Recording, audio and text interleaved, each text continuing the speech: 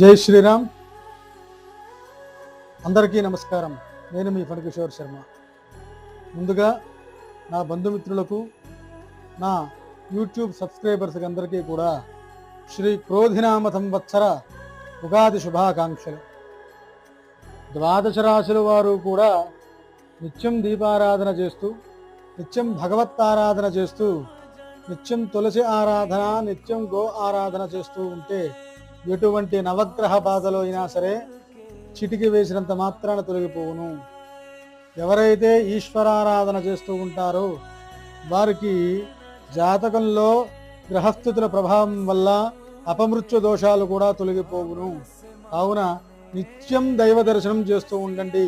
శివాలయం కావచ్చు, కాకపోతే లక్ష్మీనారాయణుల దేవాలయం కావచ్చు, హనుమత్ దేవాలయం కావచ్చు, నిత్య దైవ దర్శనం చేస్తూ ఉండండి. అందరూ చల్లగా ఉండండి.